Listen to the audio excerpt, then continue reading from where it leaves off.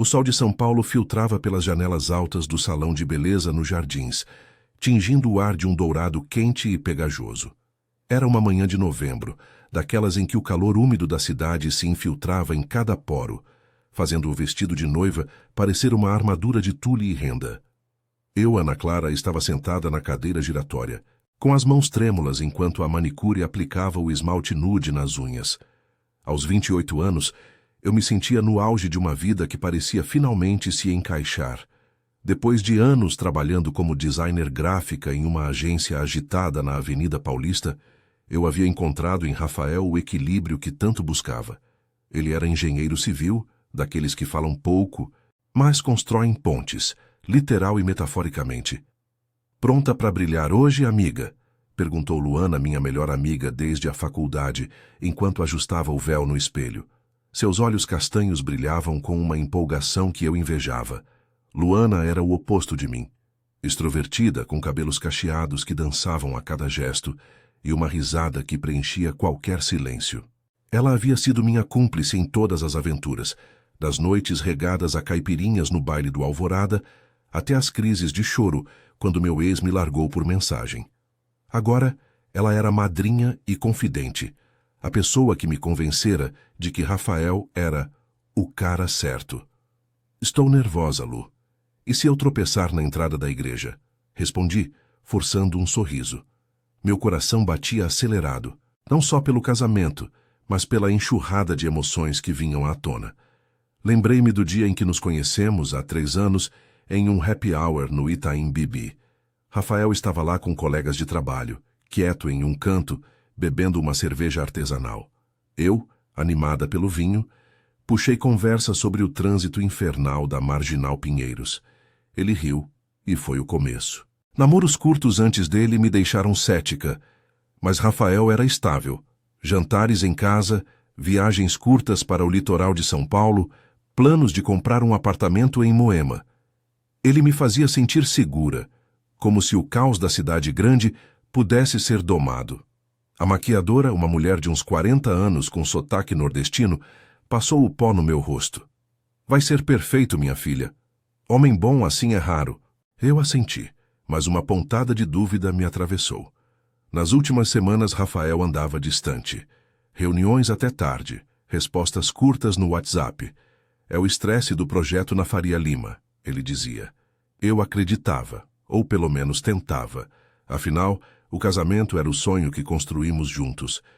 Uma cerimônia simples na igreja de Santa Teresa, recepção no rooftop de um hotel em Pinheiros, com samba ao vivo e brigadeiros gourmet. O salão fervilhava de atividade. Minhas tias, vindas de Campinas, tagarelavam no canto, provando os últimos ajustes nos vestidos das daminhas. Minha mãe, Dona Marisa, supervisionava tudo com a precisão de uma general. Aos 55 anos, ela era o pilar da família. Viúva desde que eu tinha 12, sustentando a casa com a costura de bolos para festas. "Ana, você merece isso. Seu pai estaria orgulhoso", disse ela, apertando minha mão. Seus olhos marejados me emocionaram. Eu queria acreditar que sim. Hora de ir. O carro, um sedã preto alugado para o dia, esperava na rua estreita, com o motorista impaciente buzinando levemente. Luana me ajudou a entrar, o vestido volumoso ocupando o banco inteiro. O trânsito de São Paulo, fiel ao seu caos, nos atrasou na Brigadeiro Faria Lima. Carros buzinavam, motos zigue-zagueavam, e o ar-condicionado do veículo lutava contra o calor que subia do asfalto. "Respira, Clá. É seu dia", murmurou Luana, segurando meu buquê de orquídeas brancas. Meu telefone, esquecido no bolso do vestido, vibrou de repente. Um zumbido insistente que cortou o burburinho da cidade. Eu o peguei, esperando uma mensagem de Rafael, talvez um "te amo" apressado, mas o número era desconhecido.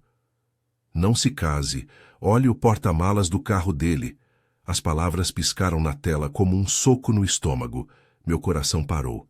Quem era? Uma brincadeira de mau gosto? Luana notou minha palidez. "O que foi, Ana? Mensagem do noivo?" "Não, é nada." Menti, guardando o celular. Mas as palavras ecoavam na minha mente. O carro de Rafael, um Honda Civic prata que ele dirigia todos os dias, estava estacionado na igreja. Ele havia chegado cedo para os últimos preparativos. Meu estômago revirou.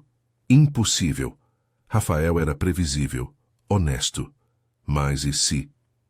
O trânsito avançava devagar, e eu olhava pela janela, vendo os arranha-céus de concreto cinza passarem como fantasmas. O sol agora batia forte, refletindo no para-brisa e cegando meus olhos. Chegamos à igreja, uma construção colonial no bairro de Perdizes, com suas torres sineiras erguidas contra o céu azul poluído. O órgão tocava uma versão suave de Ave Maria, e convidados se aglomeravam na entrada, rindo e tirando selfies. Rafael estava lá, impecável no terno azul marinho, conversando com o padre. Seu sorriso ao me ver foi genuíno, ou assim parecia. Você está linda, sussurrou ele, beijando minha testa. Mas eu não conseguia retribuir. A mensagem queimava no meu bolso. Enquanto posava para as fotos na escadaria, minha mente girava. Quem enviara aquilo? Uma ex? Um amigo ciumento? Ou pior, algo real? Luana me puxou para o lado, no jardim lateral da igreja, onde palmeiras balançavam com a brisa morna. Fala logo, Ana, você tá branca que nem o véu. Hesitante, mostrei a mensagem. Seus olhos se arregalaram. Meu Deus, isso é loucura. Ignora. Deve ser trote. Mas eu não conseguia. O porta-malas do carro dele estava ali, o Civic estacionado na rua transversal. A chave no bolso do paletó de Rafael. A cerimônia começaria em 10 minutos. Meu peito apertava. O vestido de repente sufocante. Eu precisava saber. Com uma desculpa rápida sobre o banheiro, escapei para a rua. O ar quente da tarde me envolveu, misturado ao cheiro de pão fresco de uma padaria próxima. Corri até o carro, o salto alto clicando no calçamento irregular. A chave tremia na minha mão. Levantei a tampa do porta-malas com o coração na garganta. Lá dentro, sob uma jaqueta velha, algo brilhou. Um colar. Não qualquer colar. O colar de prata que eu dera a ele no nosso primeiro aniversário. Mas ao lado, fotos. Fotos de uma mulher que eu não conhecia, abraçada a ele em uma praia que parecia Ubatuba. E uma carta, amassada. Rafael, não aguento mais esconder. Ela merece saber da nossa filha. O mundo girou. Eu fechei o porta-malas com força, lágrimas quentes escorrendo pelo rosto maquiado. A igreja tocava o hino de entrada. Como eu poderia caminhar ao altar agora? O sol da tarde em Perdizes batia impiedoso no calçamento, transformando o ar em uma sopa quente e sufocante que grudava na pele como melado. Eu me encostei no Honda Civic de Rafael, as mãos ainda tremendo no trinco do porta-malas que acabara de fechar com um baque surdo. As lágrimas escorriam pelo meu rosto, borrando a maquiagem impecável que a nordestina do salão havia aplicado com tanto cuidado. O colar de prata, aquele que eu escolhi em uma joalheria na rua Oscar Freire, agora parecia uma piada cruel, misturado às fotos amassadas e à carta que queimava na minha mente como um ferro em brasa. Nossa filha. Palavras que ecoavam como um trovão no caos da minha cabeça. Quem era ela? Como isso aconteceu? E por quanto tempo Rafael mentiu para mim? O som do órgão da igreja invadiu a rua, misturando-se ao ronco distante de um ônibus na Avenida 7 de Setembro. Convidados riam do outro lado do muro baixo do jardim, alheios ao furacão que se formava dentro de mim. Meu vestido de noiva, com suas camadas de tule que balançavam como velas em uma tempestade, de repente me parecia uma prisão. Eu queria rasgá-lo, gritar, mas o que eu diria? Ei, galera, o noivo tem uma filha secreta. O pânico subia pela garganta, apertando como uma mão invisível. Eu precisava de ar, de espaço, de qualquer coisa que não fosse essa realidade distorcida. Com as pernas bambas, voltei tropeçando para o jardim lateral da igreja de Santa Teresa. As palmeiras imperiais balançavam preguiçosamente com a brisa que trazia o cheiro de fumaça de churrasco de algum apartamento próximo. Luana me viu de longe e correu até mim, o rosto pálido de preocupação. Ana, meu Deus, o que aconteceu? Você tá um caco. Ela me agarrou pelos braços, os olhos varrendo meu rosto inchado. Eu não aguentei. As palavras saíram em um jorro entre soluços. Ele tem outra, uma filha. No porta-malas, Lu. Fotos. Uma carta. Tudo lá. Ela congelou por um segundo, como se eu tivesse falado em outra língua. Depois, me puxou para um banco de madeira sob a sombra de uma figueira, longe dos olhares curiosos. Calma, respira. Me mostra isso. Tremendo, tirei o celular do bolso escondido no vestido e abri a mensagem anônima. Depois descrevi o que vi no carro. As fotos na praia de Ubatuba, o colar que era nosso, a caligrafia feminina na carta. Luana leu tudo em silêncio, seus cachos caindo sobre o rosto enquanto mordia o lábio inferior. Filha da puta, como ele ousa? Ana, isso é traição em maiúscula. Mas, e agora? A igreja tá lota. Sua mãe tá lá dentro organizando as daminhas, o padre já chamou todo mundo. Eu enterrei o rosto nas mãos, o véu escorregando para o lado como uma cortina rasgada. Eu não posso casar, Lu. Não com isso. Mas como eu conto? Vai destruir tudo. A família, os amigos, o sonho que a gente construiu. Lembrei das noites em que Rafael e eu planejávamos o futuro no nosso AP alugado em Vila Mariana. Filhos nossos, um cachorro labrador, viagens para a Serra da Mantiqueira. Tudo ilusão. Ele, com seu jeito calmo e seus projetos na Faria Lima, escondendo uma vida paralela. Raiva misturava-se à dor, um coquetel que me fazia querer confrontá-lo ali mesmo, na frente de todos. Luana se agachou na minha frente, forçando-me a olhar nos olhos dela. Ei, você não tá sozinha nisso. Eu tô aqui. Sempre estive. Lembra daquela vez que você me arrastou para terapia depois do seu ex? Pois é, a gente supera. Mas primeiro, a gente precisa decidir. Confronta ele agora ou cancela tudo e some. Sua voz era firme, mas eu via o tremor nos ombros dela. Luana, a extrovertida que sempre tinha uma piada pronta, agora parecia uma âncora no meio do vendaval. Ela era assim. No caos, ela organizava. Vamos para o banheiro da igreja. A gente se recompõe e pensa. Ninguém vai notar uns minutos. Levantei-me devagar, o salto afundando na grama úmida do jardim. O céu de São Paulo começava a escurecer no horizonte, nuvens cinzentas se formando como um presságio do temporal que sempre caía à tarde nessa época do ano. Dentro da igreja, o ar era mais fresco, carregado do cheiro de incenso e flores frescas, lírios brancos nos vasos de cerâmica ao lado do altar. Mas eu mal registrava. Escondi-me no banheiro pequeno, com azulejos brancos rachados e um espelho embaçado pelo vapor de alguém que lavara as mãos antes. Luana trancou a porta e me ajudou a limpar o rosto com lenços umedecidos que tirou da bolsa. Você ainda tá linda, Clá, mas isso não é sobre beleza agora. É sobre você não se afundar nessa merda. Enquanto ela falava, minha mente voltava às pistas que ignorei. As noites que ele chegava tarde cheirando a perfume diferente, as desculpas vagas sobre visitas a clientes em Santos. Eu, ocupada com prazos na agência, aceitei tudo para não abalar o equilíbrio. Eu fui burra, Lu. Acreditei nele porque queria tanto que fosse real. Ela balançou a cabeça veemente. Não, você foi confiante.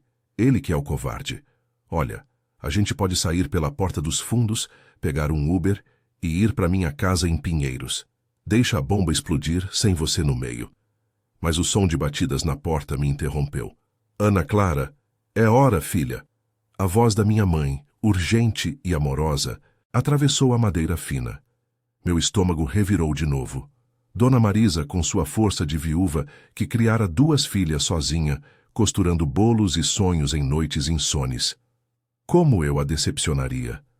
Abri a porta devagar, o rosto inchado disfarçado o melhor que pude. Mãe, eu não posso. Tem algo errado com o Rafael. Seus olhos, iguais aos meus, se arregalaram. Ela entrou no banheiro apertado, fechando a porta atrás de si. Luana explicou o básico, sem detalhes que a machucassem demais. Dona Marisa ouviu em silêncio, as mãos cruzadas sobre o peito, como em oração. Depois, me abraçou forte, o cheiro de seu perfume de gardênia me levando de volta à infância. Meu amor, o altar não é prisão. Se não for certo, a gente volta para casa. Eu te criei para ser forte, não para engolir sapo. Suas palavras, simples e paulistanas, cortaram a névoa de pânico. Ela não chorou. Em vez disso, pegou meu braço. Vamos falar com ele. Agora, antes que o padre comece. Saímos do banheiro para o corredor lateral da igreja, onde a luz filtrava através de vitrais coloridos, pintando o chão de tons de vermelho e azul. Rafael estava no saguão, ajustando a gravata com um padrinho, sorrindo para tios que contavam piadas sobre o trânsito. Ao me ver, seu rosto mudou, de alegria para confusão. Ana, o que houve? Você está bem? Eu parei a poucos metros, o buquê de orquídeas tremendo na mão. Luana e minha mãe flanqueavam-me como sentinelas. Rafael, o que tem no porta-malas do seu carro? Minha voz saiu baixa, mas firme, ecoando no espaço vazio. Ele piscou, confuso. O quê? Nada, amor, por quê? Mas o rubor subindo pelo pescoço dele o traiu. Eu avancei, as lágrimas voltando. Fotos, uma carta, uma filha que você escondeu de mim. O saguão pareceu congelar. Convidados no fundo da igreja murmuravam, o órgão pausando em uma nota incerta. Rafael empalideceu, abrindo a boca para negar, mas as palavras falharam. Ana, espera. É complicado. Eu ia contar depois do casamento. Complicado. Explodi, a voz subindo como o apito de um trem na estação da luz. 3 anos, Rafael. 3 anos mentindo. Minha mãe apertou meu ombro, um lembrete silencioso de que eu não estava sozinha. Luana cruzou os braços, o olhar fulminante. Ele estendeu a mão, suplicante. Por favor, vamos conversar em particular. Não aqui. Mas o estrondo de trovões lá fora anunciou a chuva que caía forte, batendo nas telhas da igreja como palmas irônicas. O caos de São Paulo invadia o sagrado, e eu soube que nada seria como antes. Enquanto a água escorria pelas janelas, eu me afastei dele, o vestido encharcado de lágrimas e chuva. O altar, a poucos passos dali, parecia um abismo. Eu não pularia. Não hoje. A chuva caía como um dilúvio sobre perdizes, transformando as ruas estreitas em rios improvisados que corriam para as sarjetas entupidas de folhas e lixo urbano. O som das gotas martelando o telhado da igreja de Santa Teresa era ensurdecedor, abafando os murmúrios que começavam a se espalhar entre os convidados no saguão. Eu estava ali, parada como uma estátua de noiva traída, o vestido de tule colando na pele úmida, o buquê de orquídeas murchando nas minhas mãos apertadas. Rafael, com o rosto contorcido em uma mistura de pânico e culpa, estendia as mãos como se pudesse me impedir de desabar. Mas eu já estava em pedaços.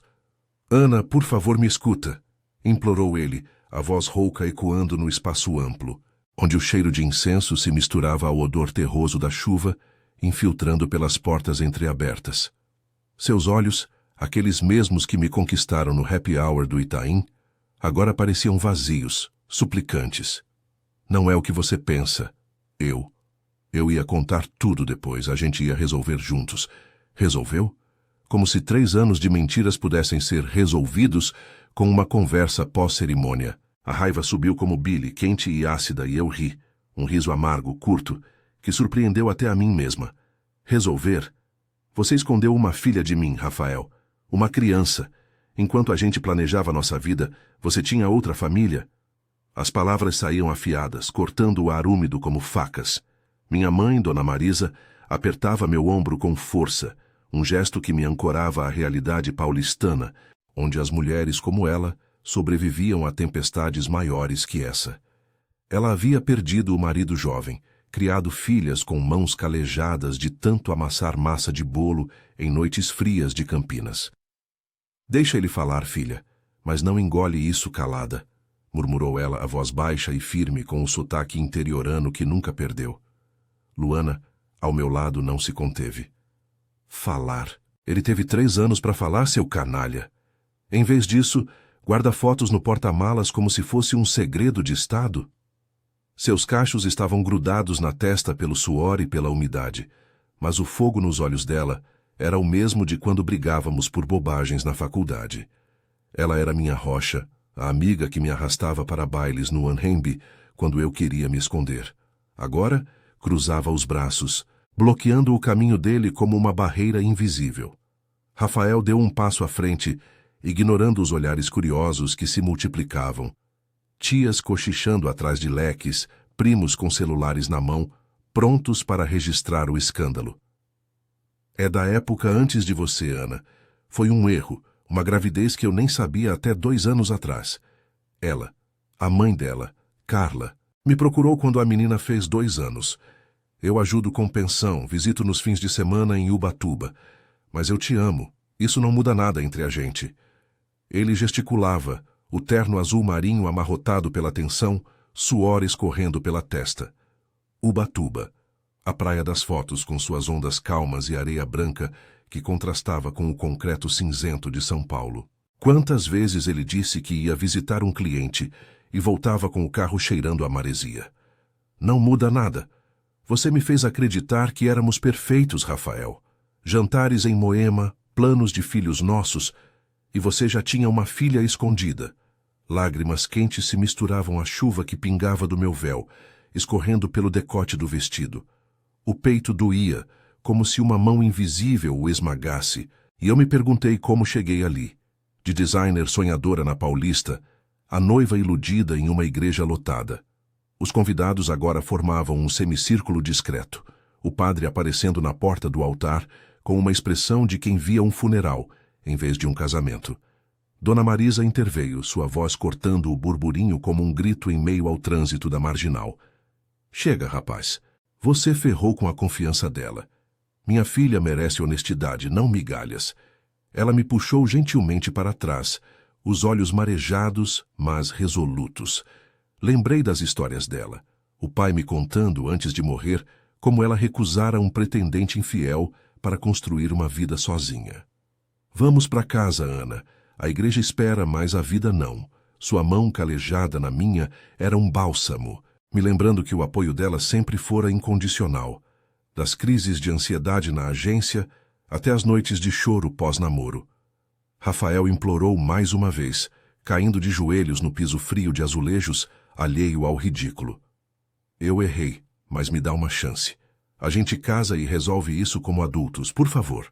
O som da chuva intensificava, trovões ribombando como se o céu de São Paulo aprovasse o caos. Eu o encarei, vendo não o homem estável que construía pontes, mas o mentiroso que derrubara a minha. Não, Rafael, eu mereço mais que isso. Acabou. As palavras saíram libertadoras, embora o coração doesse como uma ferida aberta. Luana me guiou pela porta lateral, minha mãe carregando o rastro do vestido encharcado.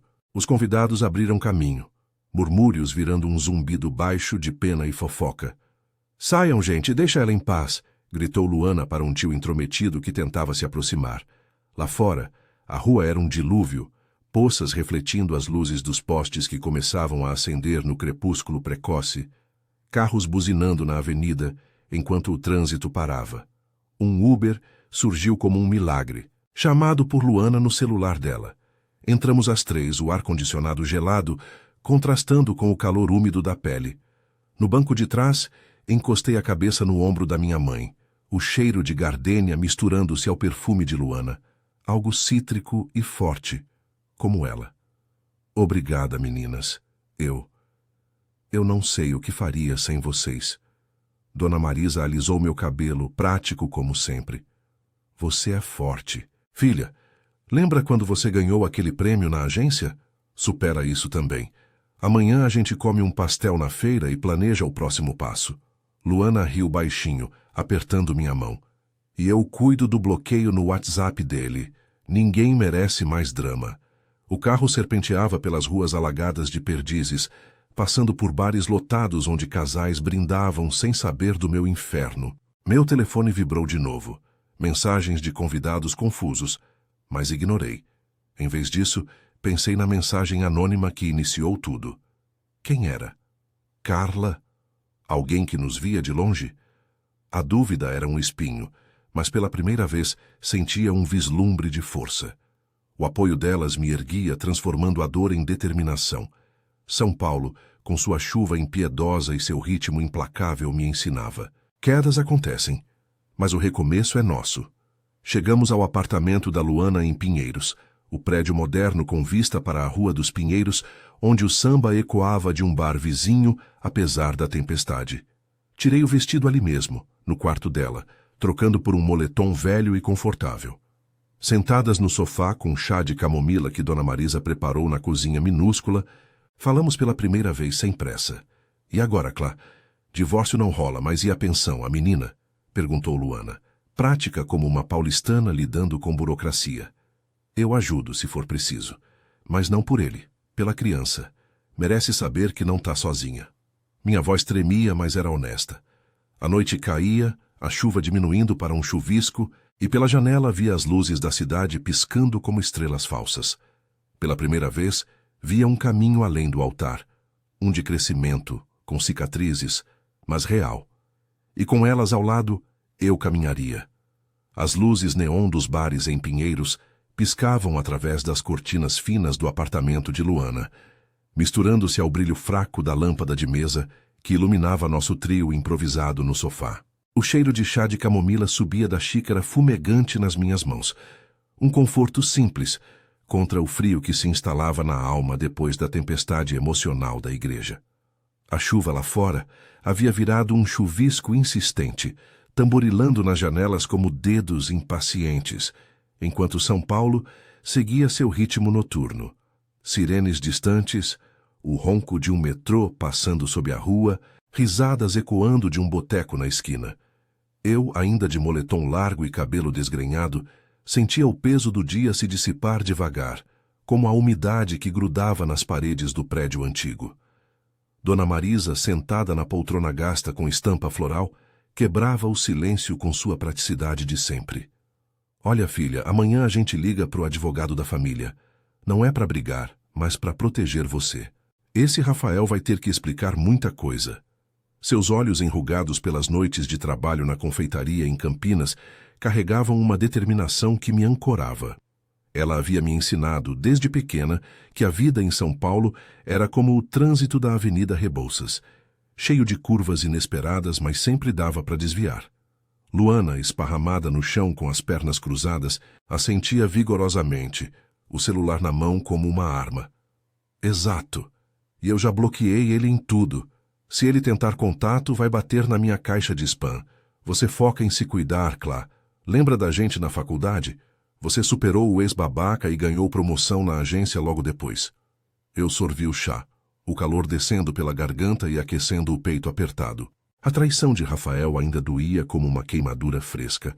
As imagens das fotos na praia de Ubatuba, o colar que simbolizava nosso começo, a carta que revelava uma vida paralela. Mas ali, no aconchego bagunçado do AP de Luana, com pôsteres de shows de MPB nas paredes e o som abafado de um samba enredo vindo do vizinho, eu começava a ver as rachaduras como oportunidades. Vocês têm razão. Eu ajudo a menina, se puder. Mas não por pena dele. Ela não tem culpa. Minha voz saiu mais firme do que esperava, e um sorriso tímido surgiu nos lábios de Luana. Essa é a minha Clá, forte como o café de boteco. Os dias seguintes se arrastaram como o engarrafamento na marginal Tietê em hora de pico, mas com uma clareza nova. Voltei para o apartamento em Vila Mariana na manhã seguinte, com minha mãe me ajudando a arrumar as coisas de Rafael, que ainda ocupavam espaço. Camisas dobradas na gaveta, um par de tênis na entrada, fotos nossas emolduradas na estante. O sol de novembro entrava pelas janelas, iluminando o pó dançando no ar, e pela primeira vez em semanas, o lugar parecia meu de novo. Liguei para o chefe na agência pedindo uns dias de folga por motivos pessoais, e ele, o carioca simpático que entendia o caos paulistano, aprovou sem perguntas. Se cuida, Ana, a gente te espera. O confronto final com Rafael veio na quarta-feira, sob um céu nublado que ameaçava mais chuva. Ele apareceu no portão do prédio, o Honda Civic estacionado torto na rua movimentada, com o mesmo terno amarrotado do casamento que nunca aconteceu. Eu desci, vestida simples em jeans e blusa branca, o coração acelerado, mas resolvido. Ana, por favor, me deixa explicar direito, disse ele, a voz baixa para não chamar a atenção dos vizinhos que saíam para o trabalho. O cheiro de asfalto molhado subia do chão, misturando-se ao perfume dele. Aquele que eu comprara no shopping Ibirapuera. Sentei no banco da praça, em frente, uma área verde espremida entre prédios altos, onde crianças brincavam em um parquinho enferrujado. Explicar o quê? Que você mentiu por 2 anos? Que planejou nosso casamento sabendo de uma filha? Minha voz era calma, mas cortante, como o vento frio que soprava folhas secas pelo caminho. Ele se sentou ao meu lado, as mãos inquietas no colo. Eu estava com medo de te perder. Carla e eu terminamos antes de você entrar na minha vida. Quando ela me contou da Sofia, a menina tem 4 anos agora, eu quis fazer o certo. Visitas em Ubatuba, pensão. Mas eu te amo de verdade, Ana. Isso foi um erro de juventude.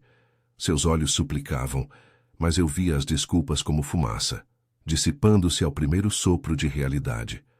Amor não mente, Rafael. Amor constrói, não esconde. Levantei-me, o sol rompendo as nuvens e aquecendo minha pele. Eu vou falar com um advogado sobre a criança, se precisar. Mas nós... Acabou. Vá ser pai de verdade e me deixe seguir em frente. Ele tentou argumentar, mas eu já caminhava de volta ao prédio. O clique dos saltos no calçamento ecoando minha determinação. No elevador, as lágrimas vieram, mas eram de alívio. Um capítulo fechado, doloroso, mas necessário. Descobrir quem mandou a mensagem anônima veio como um bônus inesperado. Uma semana depois, no café da agência na Paulista, com o burburinho de executivos e o cheiro de expresso forte, Luana me mostrou uma captura de tela. Olha isso. Foi a Carla. Ela me ad no Face. Disse que viu as fotos do casamento no Insta de uma amiga em comum. Não aguentava mais ver você iludida. Carla, a mulher das fotos, havia se cansado do segredo e optado pela verdade anônima. Eu ri, um riso genuíno pela primeira vez em dias. Quem diria? Uma estranha me salvou. Liguei para ela depois, uma conversa curta e tensa por telefone, com o barulho de ondas ao fundo. Ela em Ubatuba. Desculpa o jeito, mas você merecia saber. Sofia pergunta por um tio às vezes. Prometi ajudar com o que pudesse sem rancor. Era o fechamento que precisava. Meses se passaram, e São Paulo, com seu calor úmido de verão e luzes eternas, me moldou de novo. Voltei ao trabalho com um projeto novo, redesign de uma campanha para uma marca de cosméticos, algo que me fazia brilhar na tela do computador até altas horas. Luana e eu voltamos aos happy hours no Itaim, rindo de histórias antigas e planejando uma viagem para o litoral, sem homens no meio. Minha mãe, de volta a Campinas, me ligava toda semana. Vem pro almoço domingo, filha, fiz brigadeiro. Seu apoio era o fio que me costurava de volta. Uma tarde de fevereiro, caminhando pela rua Augusta com o sol batendo nos cafés lotados, pareci comigo mesma no reflexo de uma vitrine.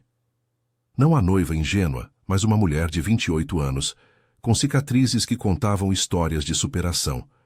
O celular vibrou, não uma mensagem de alerta, mas de Luana. Bora pro samba hoje? Você merece dançar. Sorri, respondendo sim. O caminho ao altar havia ruído, mas o recomeço.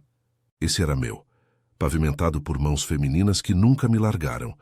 Em São Paulo, onde o caos ensina a renascer, eu finalmente via o horizonte claro.